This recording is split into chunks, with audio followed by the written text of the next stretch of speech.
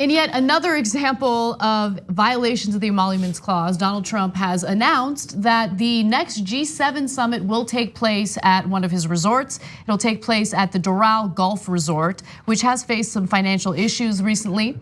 Now, several on-air hosts over at Fox were not too happy about this, so they've spoken out against it.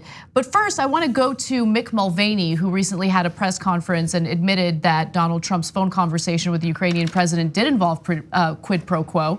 He later walked that back when he realized it was probably a bad idea to admit that the president's a criminal. But nonetheless, let's focus on Doral. Here he is responding to a question about it. Take a look. Can you at least understand and acknowledge that just the appearance of impropriety makes this wince-inducing, and maybe this is something that you want to reconsider? How did that conversation go in the room? The president knows that. Listen, the president, we know the environment we live in. You all know the environment that we live in. And he knows exactly that he's going to get these questions and exactly get that reaction from a lot of people. And he's simply saying, okay, that's fine. I'm willing to take that. The same way he takes it when he goes to Trump Mar-a-Lago, the same place when he goes to play Trump Bedminster. He got over that a long time ago. We absolutely believe this is the best place to have it. We're going to have it there. And there's going to be folks who will never get over the fact that it's a Trump property. We get that, but we're still going to go there.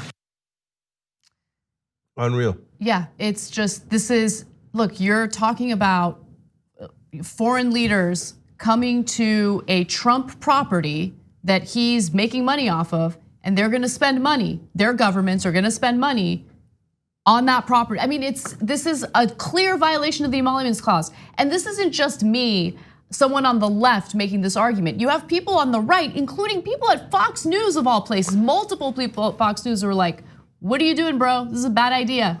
So we're gonna get to those. There's 3 different hosts at Fox News going, what? Okay, but look, this is another level. So Trump encourages people to go stay at his properties inside the country. That's already bad. That's a giant conflict of interest. And then foreign governments will come and stay at his hotels to curry favor with him. Sometimes they'll take out a huge number of rooms and not even use them. Okay, that's already horrible and a potential violation of the Emoluments Clause. But this, where he says, no, foreign leaders must stay at my properties and pay me money. Yeah. It's literally in the Constitution. There's not a lot of things in the Constitution that says the president cannot do this, right? This is one of them. It says the president cannot ask for gifts from a foreign government or any kind of compensation from a foreign government. That's exactly what he's doing here. It's the most brazen violation of the Constitution I have ever seen. Because this part is so specific, it is so clear, and he's clearly violating it. In a little bit, I'll get to why it's insane to have it at Doral in the first place. I sometimes wonder why I'm here on the panel, because literally everything Cenk said, I was all stoked to tell you. First of which is, this isn't the optional moneying of Trump. This is the forcing of revenue toward Trump. This is saying, no, this is where the G7 is meeting. You guys are going to spend money here. So it's, again, as Cenk just pointed out. And look, Trump is all about moneying himself. He does everything but wear like one of those NASCAR jackets with endorsement stuff on it. He is unbelievable when it comes to perpetuating the Trump brand worldwide. And also the point I was going to make is that we've learned that many stay at the Trump properties or buy out a bunch of rooms, and then only a small percentage of the rooms are used. So yeah, everybody worldwide is hip to the fact that this is the way you curry favor with Donald Trump. But this is another level, and I would add one other thing that hasn't been said, and that's this. Mulvaney, you see there doing something that this administration and the GOP do so well, and that is, yeah, so what? Yeah, they lean in. And this is a remarkable fact. This is clearly an emoluments violation. It's self-dealing. It's reprehensible just even if there weren't an emoluments clause. It's just, what are you doing? Even the appearance is, gives you the creeps. That said, they lean into it, and that's what the GOP does. Of course, yeah. I mean, who has really held him accountable specifically for these types of violations, right? Violations where he is enriching himself. No one. No one. So every single time Democrats want to do an investigation into Donald Trump's behavior, it's not about financial crimes. It's not about his abuse of power to enrich himself or the corruption. It's usually about conversations he's had with foreign governments. Now, I think those investigations are important, and I'm glad that they're moving forward with this impeachment investigation in regard to his demands that both Ukraine and China look into his political rivals. But they should also look into how he's used his position of power to enrich himself, how he's violated our Constitution. The GOP, I have no hope for the GOP. The only time the GOP is gonna do something is if it's actually gonna benefit their political careers. Yeah, right? they have to be on the precipice of losing a significant number of seats in the Senate before they actually act against Donald Trump. So if and when they do, you should give them no credit whatsoever. Exactly. Because that just means they thought, oh, I'm about to lose and that's why I'm acting. Here, it's brazen. His violations of the, I've never seen anything like this.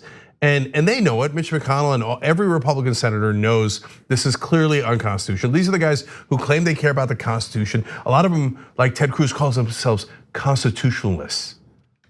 You don't have to be a constitutionalist to know that this is deeply unconstitutional. And yet, where are you, Ted? Where are you? Nowhere. So it's not just Donald Trump breaking the law and violating the Constitution. It is the entire Republican Party that is backing him up, that is responsible for this. Yes. Now, I've got to tell you two more things about that.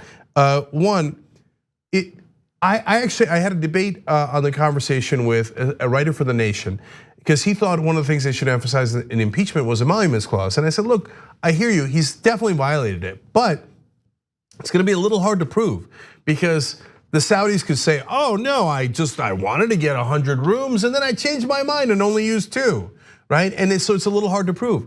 Well, he was right because now it's over. It's not hard to prove at all. He just made foreign governments give him money at his properties. Yep. It's textbook. You literally, if you're a prosecutor and you got this, you'd be like, how did I get so lucky? This is the easiest case in the world. There's no question about it, 0% uncertainty. So now emoluments clause should definitely be part of impeachment.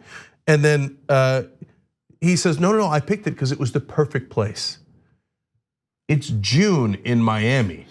And it's had financial issues. Like he chose it because it has financial issues. Well, it's got health. It's been health code violations. It's been cited a bunch of times by various regulators. The place is a hornet's nest of trouble. But yeah, he needs the money. That's what's going on. And just the last thing. I mean, he's forced. But these were not foreign governments, which is why technically it may not be an emoluments thing. It's just a self-enrichment thing.